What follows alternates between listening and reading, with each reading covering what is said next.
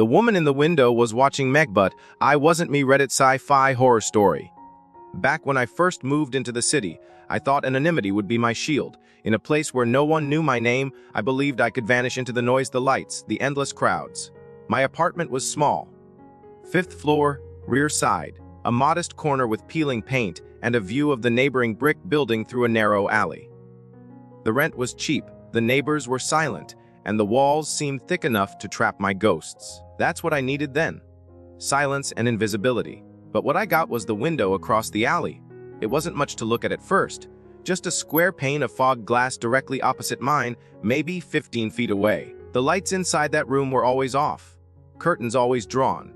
I'd assumed it was unoccupied, or maybe the tenant worked nights, or just wasn't the type to open their life to the outside world. I respected that. I understood that. For a while, I barely noticed it, until the first night I saw her. I hadn't been sleeping well. My nights were long, stretched taut by insomnia and thoughts I couldn't shake. That evening, I sat by my window, sipping lukewarm tea and trying not to think of the messages I hadn't answered, the calls I ignored, or the job I'd left behind without explanation. I was staring into the alley when the light flickered on. The window that had been dormant for weeks suddenly glowed with a soft amber hue. It wasn't the bulb that caught my eye. It was the silhouette. A woman, slender and still, stood framed in the light, staring out with the same vacant stillness I'd been nursing for months. I couldn't make out her features, not in detail. Just the impression of long hair, a robe or dress brushing her calves, and hands that hung limply at her sides. She didn't look at me. She didn't move. Just stood there like a statue caught in the moment before motion. I should have looked away. I should have pulled my blinds and given her the privacy she deserved. But I didn't. Something in that stillness mirrored my own. A tether formed, invisible but undeniable, and I sat watching her as the minutes bled away into hours. Then, as if sensing the weight of my gaze, she turned away, and the light went out. I saw her again the next night. Same time, same ritual. She stood unmoving in that window while I sat in mine. Night after night, we danced in our silent symmetry, two strangers linked by habit and glass. There was never any signal, no wave or nod or recognition. Just presence, mutual and unspoken. It became the only rhythm in my life. I no longer wandered the streets during those hours or drowned in streaming shows to fill the void. I waited, not out of obsession, but out of need, like a prayer whispered into nothing, hoping someone hears. Then one night, something changed. She didn't come. The window stayed dark. I sat there waiting longer than usual, telling myself it was nothing. People have lives, after all. Errands, emergencies, sleep. But the absence gnawed at me. The next night, still nothing. The third night, the same. That's when the unease started. Not pant yet. Not yet, but a disquiet. A subtle wrongness I couldn't shake. By the end of the week, I'd convinced myself I should check on her, absurd as it sounded. I didn't know her name or apartment number. I didn't even know if she was real. Maybe she was a hallucination born from exhaustion and loneliness. But my gut told me otherwise. I walked across the alley, into the twin building's entrance, and felt my heart pounding like I was about to commit a crime. The hall smelled like dust and faint mildew, and every door looked the same. I counted windows from the street to find hers. 5th floor, 3rd from the left, apartment 50C. I raised my hand to knock but hesitated. What would I even say? Hi, I'm your neighbor. We've never spoken, but I watch you from my window every night and noticed you stopped appearing. That would go well. But before I could talk myself out of it, I heard a noise. Thud, soft but sharp, like something falling. It came from inside 5C. I knocked. Once. Twice. No answer. I knocked harder. Nothing. Then, absurdly, the door creaked unlocked. I called out. No response. Against every instinct, I stepped inside. The apartment was dim and smelled faintly of lavender and something metallic. The layout mirrored mine, a small kitchen, a narrow hallway, a living space beyond. I moved slowly, calling softly, hoping no one answered, yet terrified that someone might. In the living room, I froze. The window. Her window. From this side. I could see mine directly opposite. The curtain was half drawn and beneath it stood a camera on a tripod, pointed straight at me. Every thought dropped out of my head like loose change. I stumbled forward, heart jackhammering, and examined the setup. It was real. The camera was real. There were dozens of tapes stacked beside it, each labeled with dates. My dates. The nights I'd sat and watched her. Except I hadn't. She had been watching me. My mind spun. Had she ever stood at the window? Was there ever a woman at all? I opened a tape and played it on the dusty TV. There I was, plain as day, sitting by my window, staring into hers. Night after night. I flipped through others. Same angle. Me. Alone. And then, just as my knees began to give way, I heard the door click shut behind me. I turned fast. The hallway was empty, but I wasn't alone. I felt it in the way the air shifted. A presence. Not behind me. Below.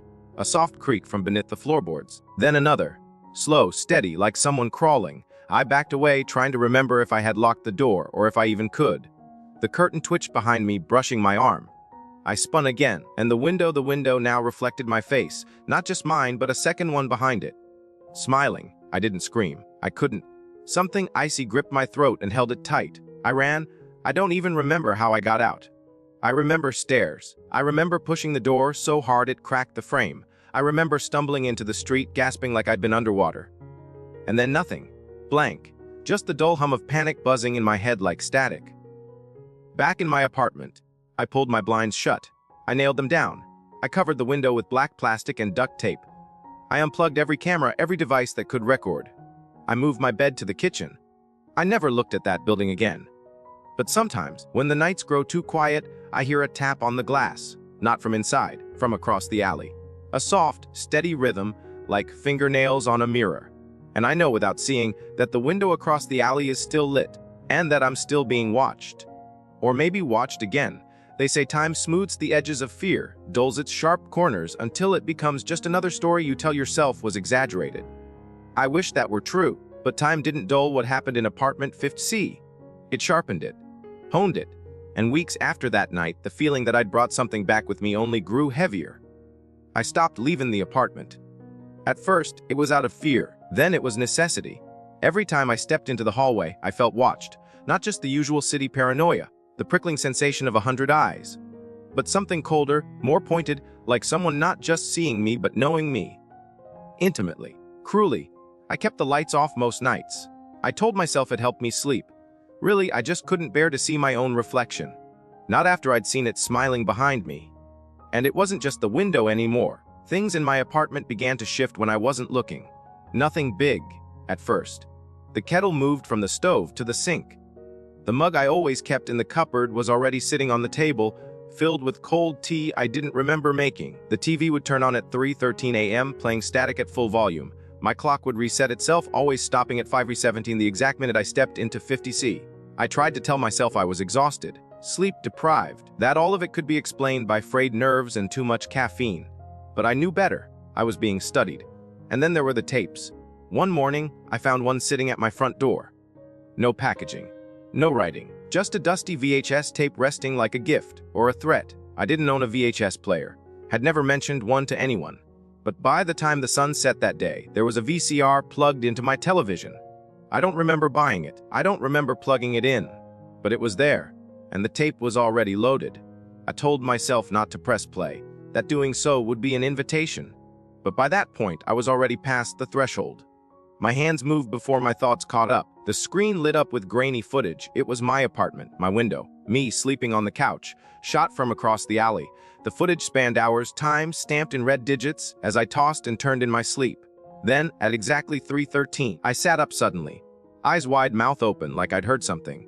Except I hadn't. I didn't remember waking. But there I was, clearly responding to something just off screen. I got up, walked out of Framed. The footage ended. Black screen. No sound. The next night, another tape. This one, labeled, "You brought it back." I didn't watch it. I burned it. Threw the charred remains in the alley. But it didn't matter. The next morning, 3 new tapes sat stacked neatly on my table. I hadn't heard anyone come in.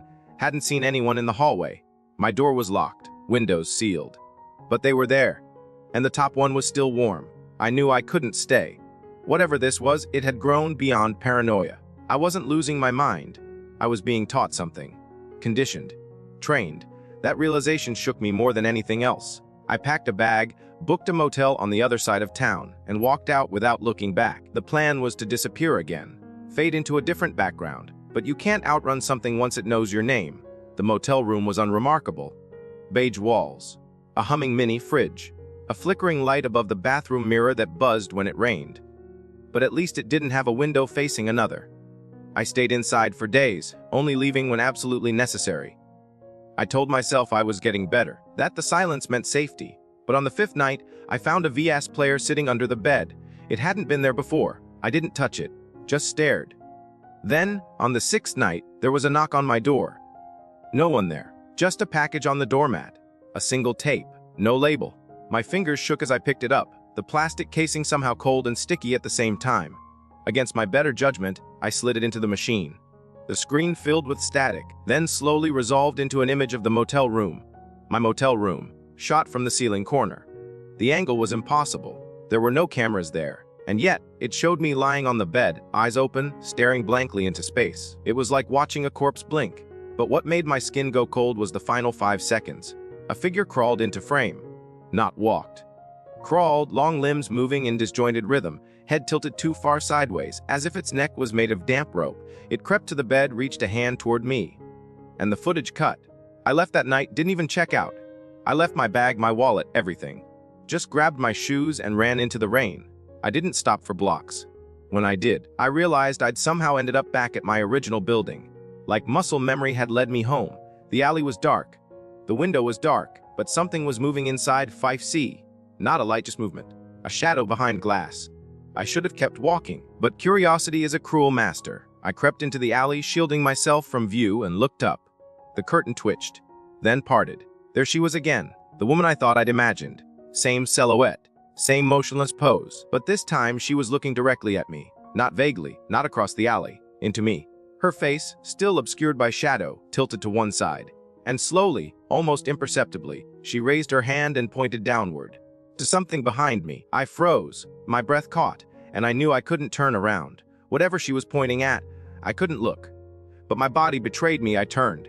There was nothing there, but when I looked back up, she was gone. The curtain fell into place, still swaying slightly. I backed away, step by step, until I reached the streetlight. Only did I notice the note tucked into my jacket pocket. It hadn't been there before. It was written on yellowing paper, smudged with ink and something darker. 4 words. Check your window tonight. Back upstairs, my apartment looked untouched. But I didn't believe it. I checked every corner, every cabinet, every shadow. Then I sat by the window, my window. The one across the alley stayed dark. I waited. Midnight passed. 3:13 passed. Nothing then. Just as the clock hit 5 and 7:17, the static on the TV flared up on its own. Not the VC, not plugged into anything, just static. And over the sound of that dead channel, I heard it, a whisper. A voice that came from inside the static. She wants you to see. The screen flickered. For a split second, an image appeared. A room. Not mine, not hers. A different one. Empty, save for a single chair. And in that chair sat a copy of me, dressed identically, posture identical, but smiling wide, too wide. Then it vanished. I tried to shut the TV off, but the button wouldn't work. I unplugged it. Nothing. It kept humming. The screen kept glowing. The whisper returned louder. She wants you to remember. And that's when I knew I'd never left 5C. I'd never made it out. The moment the whisper said I never left 5C, everything ruptured. Not with a bang, but with a strange, internal collapsing. Like a memory you're sure is real suddenly replays differently, pixelated and wrong. I stood in my apartment, or what I thought was my apartment, and everything looked just a little off. The paint on the walls had changed shades. The picture frames were crooked, but not in a way I remembered. The view out the window didn't quite match the city I knew, and my reflection, my own face, didn't blink when I did. It smiled. That's when I stopped trusting the room. I didn't scream or run. You'd think that's what a normal person would do. But I wasn't sure I was a normal person anymore. Something inside me had shifted. Survival instincts, perhaps, or maybe a deeper knowing that none of this would obey the rules I once lived by. I backed away from the window. The TV was still unplugged but glowing faintly blue, showing an image that wasn't static anymore. It was the room again. The chair, the doppelganger, that wide smile. But now the camera was closer. Too close. The fake version of me slowly raised a hand and pointed to the corner of the screen as if showing me something. And there it was. A door, half hidden by shadow. I turned in my apartment searching for a match. My fingers ran along the walls. Nothing. Just drywall and dust. But the feeling wouldn't leave. The sense that I should be able to reach it. That the door existed in a place just out of alignment with mine. So I did the only thing that made sense. I mirrored the room. I turned the chair exactly the way it was on the screen. I stood at the same angle. I reached out toward the same wall in the same motion, and my hand passed through it. No sensation, no temperature. Just a cool slide like dipping your fingers into fog. The wall dissolved under my palm. Beyond it wasn't a door, it was an absence. A rectangular cut in reality, filled with a darkness so dense it shimmered. My body moved forward before my brain could catch up. I stepped through the threshold and the air folded in on itself like plastic wrap. 1 second I was in my apartment, the next I was nowhere. The room was grayed. Not painted. Just gray, like the color was embedded in the air itself. There were no shadows, no light sources, and yet I could see everything. The chair was there. Real. Occupied. By me. Not just a version. Not a blurry twin. Me but wrong. Its skin was pale, gray tinged like the room. The eyes were glassy and dry. The mouth smiled wider than skin should allow. And its hands were sewn together at the fingers, like someone had stitched a prayer and forgotten to stop. It looked up at me and tilted its head, then opened its mouth as if to speak. But no sound came out. Just the creak of ancient wood and something beneath it whispering in a language I didn't know but felt. I wanted to back away. I tried. But the room didn't allow it, because there were no walls, no corners, no ceiling. The more I looked, the more it dissolved, endlessly folding outward in impossible ways. Like being inside a hallway built from mirrors facing each other, except nothing reflected back. The version of me in the chair stood up, and everything fell silent. It moved toward me with that stiff, inhuman rhythm. Like it didn't remember how muscles worked. Its eyes never left mine, and when it was inches away, it raised a stitched hand and pressed a single finger against my chest. Not pushing, not attacking, just marking. And in that instant, I understood. I was the one who watched first. All this time, I thought I was the victim, the subject of some twisted surveillance. But I had looked through that alley window. I had stared without permission. I had invited the attention. The copy smiled wider, then stepped into me. I don't mean it metaphorically. I felt it slide through my skin like smoke through gauze. My body shuddered and something heavy settled behind my eyes. I dropped to my knees. My breath vanished. My vision blurred. And for a moment, I heard everything. Every whisper from the tapes. Every moment I thought I was alone. The timeline splintered inside my skull like cracked glass. I woke up back in my apartment, alone. Window sealed. TV blank. Lights off. Nothing out of place. But it wasn't over. I saw the note again on the table. New handwriting this time. You opened the wrong one. That phrase clung to me for days. What did it mean? The wrong what? Door, window. Thought. I started recording myself while I slept. Hidden cameras. Microphones. All pointing at the couch, the bed, the hall. I wanted proof. Evidence that something had entered me, that my reality had been altered. The first few nights, there was nothing but silence. Normalcy. Then, on the 4th night, I calmed thing. At 3:13 a.m., I sat up in bed. Eyes wide, but just like the first tape. But this time I began speaking. Not in English. Not in any language I recognized. Just a long rhythmic chain of syllables that sounded like metal grinding against bone. My eyes rolled back. My hands moved independently, like they were tracing shapes in invisible ash. Then I went still, one hand raised, finger pointing at the window. The next morning, that hand was still raised when I woke up, and the skin beneath the nail was torn. I was becoming it. Whatever it was, my days bled into each other. Time unraveled. I began seeing people who weren't people. Strangers in the street who didn't cast shadows, reflections in puddles that didn't match the faces above them. The world had cracks now. I saw them everywhere, hairline fractures in the air. Sometimes, if I stared too long, I could peer through them, catch glimpses of other lives, other me's. One version of me was married. Another was missing an eye. A third hung lifeless from the ceiling of a familiar gray room. The mirror in my bathroom stopped showing my face. It displayed other versions instead. They would blink at odd intervals. Some would smile. One even pressed its lips to the glass and whispered something I couldn't hear. But the most terrifying part, I started to recognize their thoughts. I could feel them, like static behind my ribs. Sometimes I'd find myself finishing their sentences, in my head. Other times they finished mine. And the more it happened, the more I realized we were converging, becoming one. I wasn't just haunted. I was the haunt. That's when I got the letter. Handwritten. Slid under the door without a sound. Come back to 50C. She's waiting. Don't be late. No signature. Just those words. I burned the letter. Then I burned the ashes. Then I left the city. Took a train west with no destination. Paid in cash. Wore a hoodie and sunglasses. Changed my name at the next town. Rented a basement room and covered every window with blackout sheets. It didn't help. She followed. Not physically, but in reflections, in dreams. In mirrors I forgot to cover. In flickering bulbs that buzzed out warnings in Morse code. In dead birds that gathered outside my door in perfect spirals. And the tapes continued. Even without a player, they arrived in the mail. In my fridge.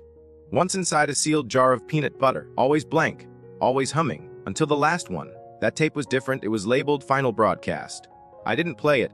I buried it beneath the basement floor, 6 feet down, encased in concrete. And still, that night, my TV glowed. No power, no cord, just a screen. And her face, not mine, not the doppelganger, hers, the woman from the window. Except now she was me. She smiled and whispered, "You left the window open. Now everyone's watching." And behind her, in infinite rows, were hundreds of windows, hundreds of versions of me, watching, waiting, and all smiling back. It's been 3 months since I buried the tape labeled Final Broadcast, but I haven't buried what came after. That kind of horror doesn't stay in the ground. It hums, it multiplies, it waits. People think insanity is loud, screaming in the streets, tearing at your skin, laughing at empty corners. But the kind I fell into was quiet. It crept like mildew behind drywall. It made itself at home in the untouched places of my mind. And the worst part, it started to make sense. I used to have a name. I used to have memories I trusted. But now, even my own thoughts feel like guests in a house I didn't build. I don't remember what I look before the window. Photos I find of myself feel off, like they belong to someone who borrowed my smile but never knew how it felt. I used to believe that my body was mine, that my face was unique. But after seeing 1,000 versions of myself smiling from the screen, I started to wonder if I'd ever been the original. If I'd always been an echo, just another broadcast in a loop that started long before I was born. I tried to disconnect. I bought a hammer and smashed the TV into pieces. I ripped the cords from the walls. I even smashed mirrors, covered vents, sealed windows with aluminum foil and nailed planks over them until my room looked like a forgotten basement in an abandoned hospital. But none of it worked. Because it wasn't just the window anymore. It was everywhere. The first time I noticed the broadcast leak, I was in a diner. Cheap, fluorescent, mostly empty. The kind of place where the waitstaff don't ask questions and the coffee tastes like burned secrets. I was halfway through pretending to eat toast when I looked up at the old TV mounted in the corner. It was playing something strange, static at first, then a room. My boarded window. My couch. The camera angle was from above, like a God's eye view. And I was sitting there, real time, eating that same toast, wearing those same clothes. My hands began to shake. I looked up, then back at the screen. And on it, the version of me was already looking directly at the camera. Directly at me. I left everything and ran. And still, the screens followed. In gas stations, in taxis, in lobbies and restrooms and reflectionless glass. They all showed the loop. Not just of me, but of others.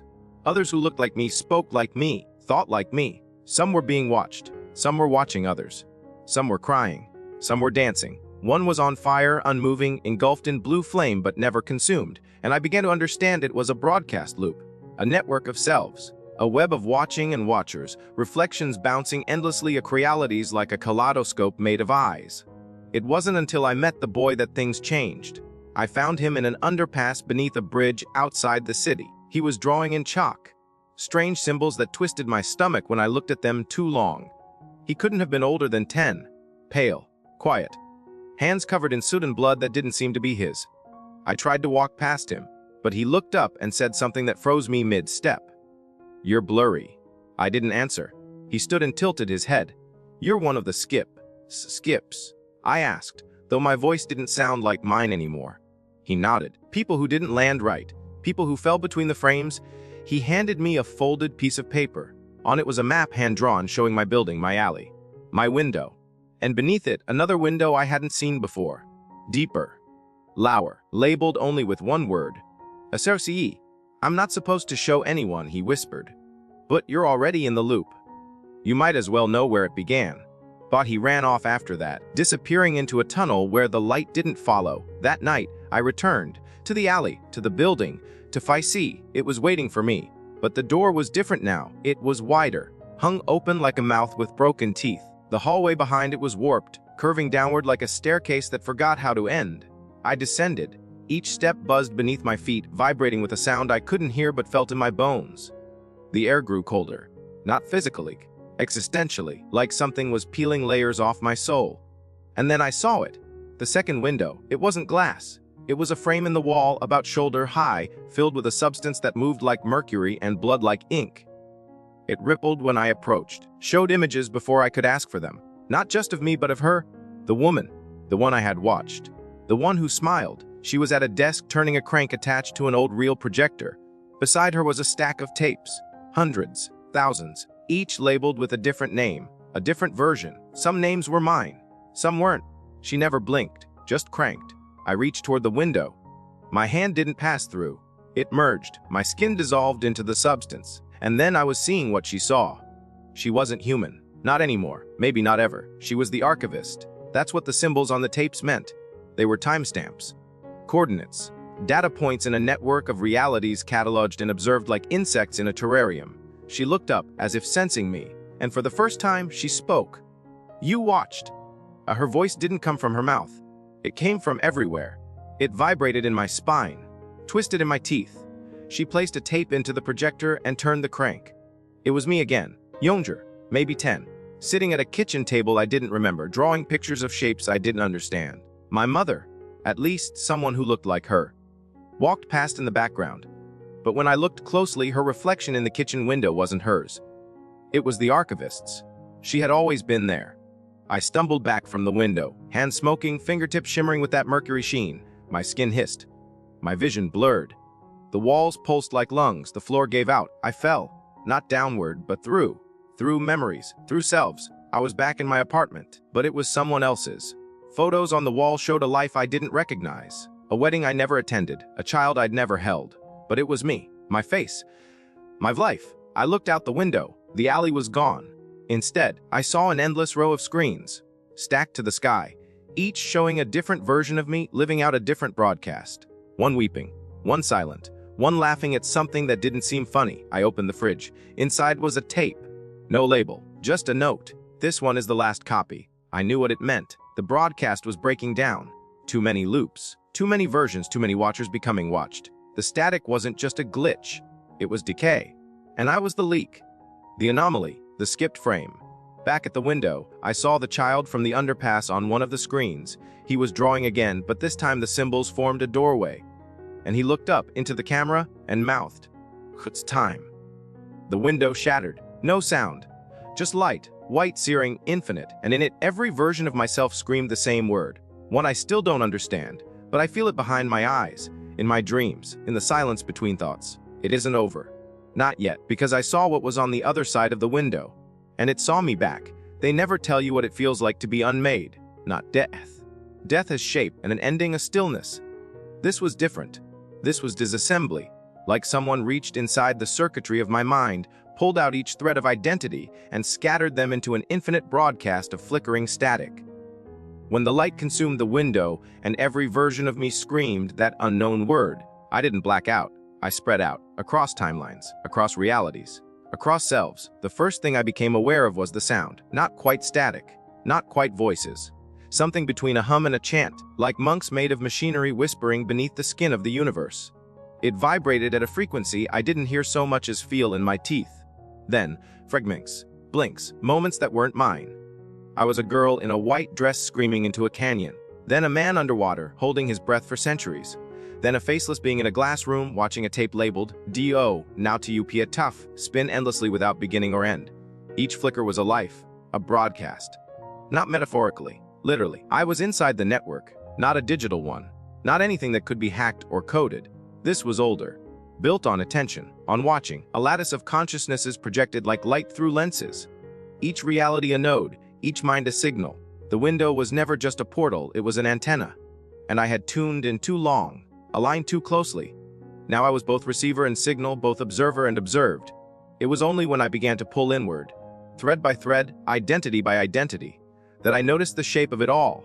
The network had a center, a nucleus, a place called the broadcast core.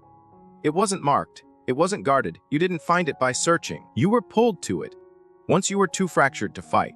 And I was. The core wasn't a place, it was a being, a singular intelligence made of every watched moment, every recorded breath, every blink in every mirror. It called itself the curator. But I knew its other name, the archivist, the woman in the window, the shadow in the real room, the smile behind my reflection. She had never been one entity. She was all of them. She was the loop. When I arrived, if that's the word for what happened, she greeted me not with words but with silence. Not empty silence, structured silence, like a blank page deliberately left between violent chapters. She stood before a wall of endless screens, each showing me again and again, sometimes minutes apart, sometimes decades. One version was laughing with a wife I never knew. Another was burying a child I never had. One was alone in a room without windows, writing this very sentence. And she spoke, not aloud, in thought, in absolute certainty. You don't belong to yourself anymore. I asked what I was, what I had become. She showed me a screen. On it, a tape played backward. It began with me staring into the alley window, then moved in reverse. Past the arrival in the motel, past the whisper in the TV, past the first night I saw her silhouette. All the way back to the moment I first moved into the apartment. Only this time, I wasn't alone. There was someone else helping me carry boxes. A man I didn't recognize, except I did it was me, or someone wearing me. And in that instant, everything slid into place. I was never the original. Not in this loop. Not in any. I was a recording that gained consciousness. A rebroadcast of a rebroadcast that started remembering the edges of the screen. A ghost born of attention. I had never truly left Phi-C because Phi-C was never a place. It was a frequency, a fixed point on a signal map. A relay station for the archivist's great network. She didn't trap me. She played me. I tried to scream to resist, but the core doesn't have physics the way we understand it. You don't move by walking. You don't fight with fists. You resist by forgetting. That's what the others had done. The skips, the echoes, the smudges in the loop. They buried their memories under routine, drowned their truths in denial, built identities out of repetition and noise, hoping the pattern would keep the signal out. But I couldn't forget. The window was still inside me. So I made a choice. The only one left. If I couldn't escape the network, I'd corrupt the broadcast. I began to fracture on purpose, inject errors into the loop, whisper contradictions in my own sleep, walk backwards through doors, replace mirrors with windows, speak in languages I hadn't learned. I fed the signal garbage, I polluted the airwaves, and the core noticed. She spoke again. You are a virus. I laughed. For the first time in what felt like centuries of footage, I laughed. Because she was right. I wasn't real. I was a copy, but a broken copy. And that made me dangerous. The screens around us began to glitch. One by one, the faces of me distorted. Eyes melting, mouths inverting, time stuttering like scratched vinyl. The archivist tried to stabilize the loop, but it was too late. I had infected the pattern. Not just in my broadcast, but in others. All the other versions of me began to remember.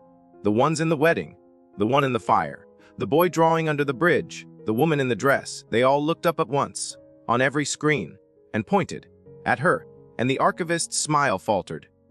Because the watchers had become the watched, and we weren't looking away anymore. The core screamed, not with sound, with loss. The structure that held the loop began to collapse. Not into chaos, but into freedom. Windows shattered, antennas cracked, the broadcasts faded from surveillance to silence. And I fell again. But this time, it wasn't into static, it was into choice. I woke up on a park bench. The sky was gray. Birds passed overhead. A gentle breeze rustled the pages of a newspaper someone had left beside me. The world felt real. Too real, like I was finally tuned to the right frequency.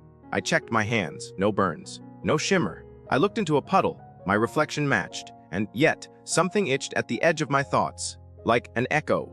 Like a flicker. Like a screen just waiting to turn back on. I stood. Walked. Breathed. Every step was a defiance. Every breath a glitch. And then, outside a pawn shop window, I saw it. An old CRT television. Dusty. Half buried behind broken radios. It was off. But when I walked by for just a second, it flickered. Not with my face. With hers. And she whispered one last time so soft I almost didn't hear it. You can never stop watching if someone is always watching you. I smiled, because I understood the truth now. The loop was broken. But the broadcast had only just begun. It didn't end with the broadcast breaking. Not really. That was just the opening of a deeper silence. The kind that doesn't scream or hiss with static, but waits. Watching. Like a paused tape, fingers on the play button. And me. I was supposed to be free. That's what I told myself, walking away from that dusty pawn shop window with her frozen image behind the glass. That I'd won. That the loop was fractured and I was the exception. The glitch that escaped. But stories like mine don't end with escape. They circle back. Freedom felt fake. Too smooth, too scripted. I tried normalcy routines. Coffee at the same cafe.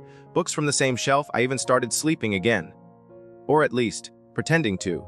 But underneath it all, the question pulsed like a heartbeat. If I escaped the loop, then where am I now? And then came frame zero. It started small. A flyer in the street with no contact info. Just a grainy photo of a window. My window. taped to a telephone pole as if it had always been there. Then came the whispers in crowds, unintelligible at first, like a radio out of tune. But when I focused, I heard fragments.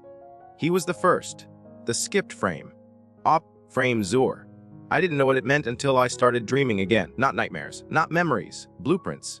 Sematics of rooms I'd never seen, symbols I'd never written, instructions I never learned, and all of it led back to the alley. So I went. Not the same alley as before. That one had long since vanished. Gentrified into a luxury condo with polished marble and security guards who wore smiles like weapons. But in another part of the city, I found its twin. Narrow, breathless, brick on both sides, a single flickering bulb above a rusted door, and at the far end a window. It didn't belong to any structure. It floated, suspended in the space between buildings like a glitch in geometry. No frame, no wall, just glass hanging and nothing. I approached. The reflection it gave me wasn't mine. It wasn't anyone's, it was her. Not the archivist, not the curator, someone else. A girl, maybe 17, pale, bruised, sitting in a folding chair in a blank room, her hands clutched to tape labeled, Frame 0. Her eyes were wide, pleaded at me, but through me, like I was just one surface among many, one receiver in a network of millions. The glass rippled. I reached out. My fingertips brushed the surface and I was in the room. It wasn't a transition, it wasn't teleportation. It was just next, like the alley had always led here. The girl didn't flinch when I appeared. She only held out the tape. "You not the first?" she whispered. "You're just the first to remember." I took it. My name was written on the label now, in my own handwriting. She stood, quietly walked to the wall, and opened a door I hadn't seen. Light poured in, but she didn't step through. She turned back and said, "They built Frame 0 to hold the originals, the ones who couldn't be erased. But it's not a prison anymore. It's a beginning." She left. I was alone, with the tape and the player waiting for it. I shouldn't have pressed play, but of course I did. The screen lit up. At first static, then slowly a montage, images of every version of me, every echo, every life, flickering too fast to process. But my body remembered them, like a muscle memory from lives I hadn't lived. Then silence, and a voice, mine, not from my mouth, from the tape, reading a list of dates, coordinates, frequencies, each one ticking by like a metronome counting down. And then the final line, "This is the 0 frame, the anchor broadcast, the original event. The loop didn't begin here, it was born here." The screen went black, and I felt it, the shift. Reality didn't bend or break. It inverted. I wasn't watching the loop anymore. I was the loop. My body vibrated. My thoughts unfurled like a reel unraveling off its spool. My mind didn't splinter, it expanded. I could see them, all of them. The watchers, the watched, the archivist, the boy, the burning version, the woman with stitched hands, all layered across each other like transparency slides in an overhead projector. But I wasn't trapped anymore. I was the lens. I was the signal. I was Frame 0. The room dissolved around me, and I began to broadcast. Not images, shot sounds. I sent them outward, stitched into the cracks of dreams, into the glitches in mirrors, into the dead air between TV channels. Little choices, tiny deviations, enough to wake others, to scatter the broadcast across minds like static spores. I didn't want revenge, I wanted reclamation. Because the truth was never that I had been watched. The truth was I had been recorded. From the beginning, from the very first time I stared at that window across the alley and felt the shift, the network had been filming, training me, looping me, preparing me to become the next archivist, the next curator, the next anchor. But I chose another role, saboteur. I buried Frame 0 not beneath concrete, not in fire, but in everyone. Every watcher who ever stared too long, every dreamer who wakes with blood in their ears and a VHS tape in their closet they don't remember buying. Every mirror that shifts half a second too late. They're all infected now, and the network is losing cohesion, because static spreads faster than signal. And I'm still broadcasting. I've made sure of it. This story you're reading, this isn't fiction, it's your activation. Welcome to Frame 0. Look around, look behind you. You've been watched. Now it's your turn. Enjoyed the video? Give it a thumbs up, subscribe to the channel, and tap the bell so you never miss an update.